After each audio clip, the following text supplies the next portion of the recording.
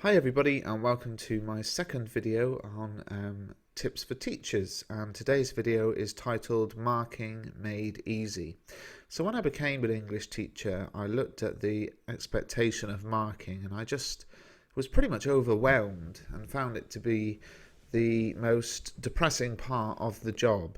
And I looked for ways to make it more efficient and effective, and I came up with a system that many of you may already be using. It's not mind-blowing, but it really does work for me, and it cuts my marking time right down from it probably now takes me about 30% of the time it would have taken me to mark under the conventional method. So that's what I'll share with you in this video. The question, though, I want you to consider, because marking and assessment is quite a contentious issue, and some of you might not like my ideas depending on your answer to this question. My question is, what is the purpose of marking?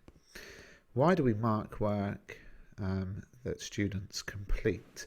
Now, it's my belief there are probably 4 different purposes of marking. To let students know how they're performing academically. So it's one way of feeding back to students on a piece of work that they've completed to let them know how they've done. Of course, studies show that dialogue is much more powerful than written feedback, and I think I'll do a video in the future on that day-to-day oral feedback and questioning and that kind of thing. But obviously when a student completes a piece of written work, maybe a homework task or a controlled assessment, or just a piece of writing in class, one of the ways of giving feedback is through marking that work. And one of the reasons we do that is to let students know how they've done. Another thing is it's to let students know how to improve their academic performance. So good marking will always include what I call a next step target. So this is how you did, and this is something you need to do to improve next time around. And that is something that students particularly do look for in a piece of written work. For us as teachers, we use marking to inform our future lessons. You should be hopefully operating on the next step teaching model, where you do a piece of work with a class and you mark that piece of work and you look for the areas that they don't understand or their weaknesses, and you use those weaknesses to inform your planning. So those weaknesses become the area that you're going to teach on over the next couple of lessons. And that's why in my previous video on endpoint planning, you'll see that there is a section for based on my knowledge of the class, learning needs to focus on, because this is all about your specific class. And if you're one of the people thinking, well, what's the difference between the endpoint plan and a medium-term plan? Well, a medium-term plan is not specific to your class and the needs and knowledge and strengths and weaknesses of your class. And a medium-term plan is just, what are all of the classes in year 10 doing? The endpoint plan is, okay, that's how I am going to tackle this for my group, given their projected grades, target grades, their strengths, their weaknesses, etc. So good marking will allow us as teachers to pick out what we need to focus on in future lessons. And of course, one of the other things that we do with our marking is we use it for data. So you probably have a system where you have to log grades into some kind of online computer system. You have to write reports and feedback on performance levels and that kind of thing. So marking is an intrinsic part of that. Well, I think I have a really good system for doing all of that. The old school approach, of course, is to grab your red pen and to sit and to read through the work, scribbling all over it when you find something good, when you find something bad, when you find something that is interesting. And I think this approach is basically not a very good one for a couple of reasons. Number one, why do we always choose a red pen? It's such an aggressive colour, and when you get your work back covered in red ink, it doesn't exactly look good. But number two, I think it's not an efficient way of marking work. I really realised this when, as a teacher, I was writing a lot of comments on students' work that were essentially the same. Because, if I was teaching them about writing in P paragraphs and writing about the writer's intention and the reader's response and looking for alternative interpretations, if those were the kind of foci of what I had been teaching, then all of my comments tended to be based around those things, and therefore I ended up writing maybe 10 times, excellent use of P paragraphs, you need to look to make alternative interpretations. And one of the things that really brought it home to me is that my handwriting isn't very good.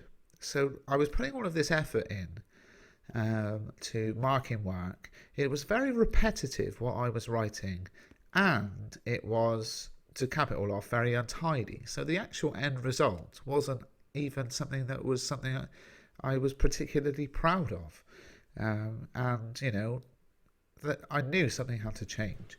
So I came up with using marking grids, and I'll show you a marking grid, and I'll show you an example of how to use them, and then I will go over the sort of pros of using them.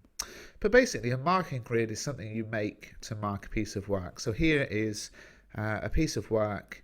It's gone too far. This is something from my upcoming ebook. It's a mock answer to the question, compare the methods poets use to convey love in Sonnet 116 and one other poem. So obviously it's from the English literature course, and I think this is a good example. Obviously this is typed, but this is a good example of what it can be like when you're marking work. You can look at a piece of work and think, where do I start? There is so much here. Where do I start? And I think the marking grids will help you with that. So the marking grids look something like this.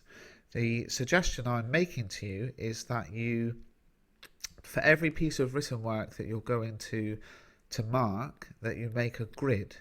Basically use Microsoft Word to make a table, and that you make it for following this format. So you have your success criteria, which is essentially what a good answer should include.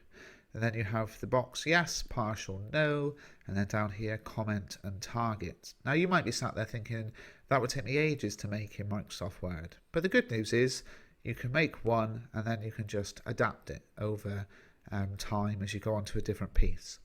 So I want you to imagine that I've been teaching the poems from the literature course to my class, building up to an assessment that they are aiming for B grades and A grades, and I have given them a mock question, the one I just showed you on the screen, and I'm going to mark their answers. Well, there are a number of ways you can do that.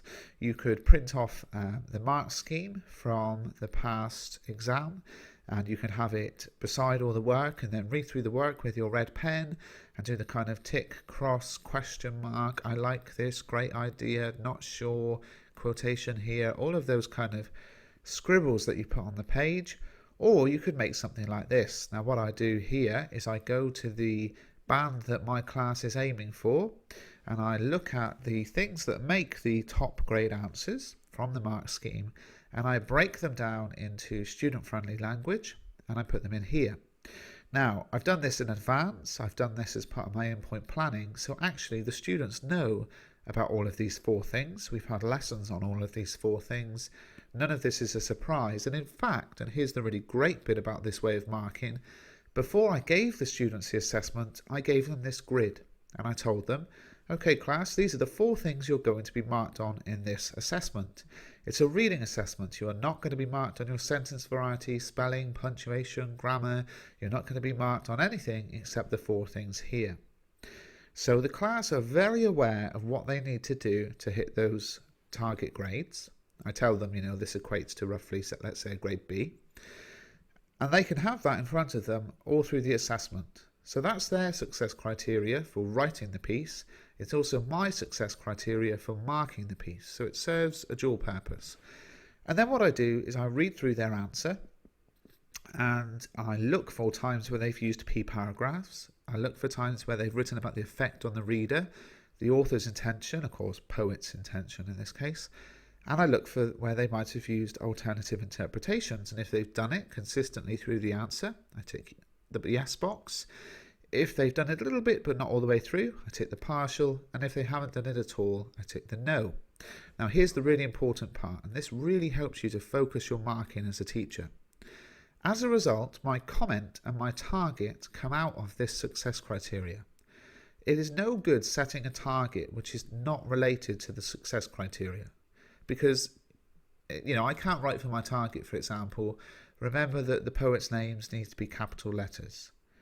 That's true, but it's not a good enough target for this assessment because it's not the criteria that I've told the students they're being marked on, and therefore it's not fair. It's like setting unknown parameters and boundaries. So the comment would simply be commenting on something they did well. So say they wrote about the effect of the reader really well, you'd say, brilliant comments on the effect on the reader. Your target would be something they didn't do so well on. So say they didn't have any alternative interpretations, your target would simply be include alternative interpretations. This really helps you to frame your marking, and what you do is you just print them off onto a Word document. You copy and paste the grid, so you've got, let's say, 3 per page, and then what you do is you print them onto coloured paper, because coloured paper always has more impact, and the students know then it's something important. It's either their endpoint plan or their assessment feedback. You get a bit of a code system. So I always print mine on this goldy yellow paper. So anywhere you find that paper in their books or their folders, it's my feedback. That's what that's for. It shows it's not just a worksheet or a handout from a lesson or whatever. And then, you go through their answer and you look for these things. So because I know what I'm looking for, I ignore other things. Okay, now I'm not saying that you should not address literacy errors in a piece of writing, even if it is assessed on reading skills. I'm not saying that, but what I'm saying is that this helps you to focus what you're doing with your marking. And, you go through the answer and you fill in the grid, something like this. Now, I've typed mine here because I couldn't write it on the screen, but normally I'd write this. So you just tick the boxes. A comment might be, each point well linked to author's intention. The target, aim to include alternative interpretations for each main point. Done. Now, an advanced level target would be framed as a question. So that's something you can aim to do in your target setting, is to set a question such as how might a historical audience interpret this poem, or how might a reader from a different country interpret this poem. So you can actually set questions which are, hinting at your target, and that helps students to engage in them. But that's pretty much the way I do my marking. Now, why? Let me finish with some thoughts on why that is a good idea. Well, to begin with, it creates this lovely open system where if you create the grid beforehand, it makes the students aware of what you're marking for and what excellent work should include.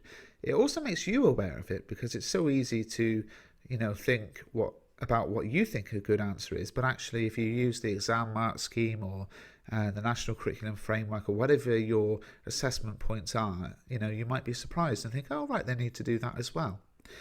It saves time and pointless repetition. So although I'm still writing targets, I'm still writing comments, I'm saving time in the sense that I know the areas I'm looking for, and I'm just ticking the right boxes. I don't have to annotate the piece at all. I don't have to write on the student's work at all if I don't want to. Of course you can do, but it saves all of that time and effort for doing that.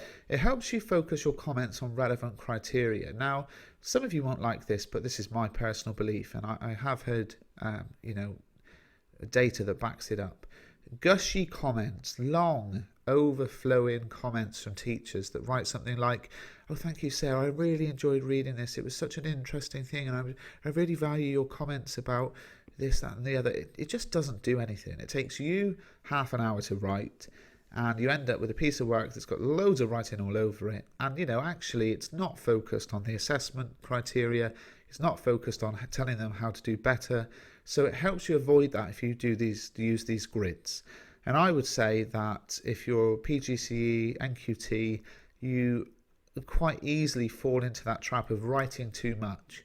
and then you do 60, 70, 80 hours a week, and you go home and you cry and you think, how can this ever be sustainable? Well, this is one of the ways. You personally might be someone who would love to have feedback that was written in that kind of long, emotive, gushy way, but you can't do that and sustain it when you're teaching 22 hours a week, when you've got all of the deadlines to hit. So avoid those gushy comments. Make sure that your positives and your targets are all just based on the success criteria, which is set beforehand, that the students know they're being marked on.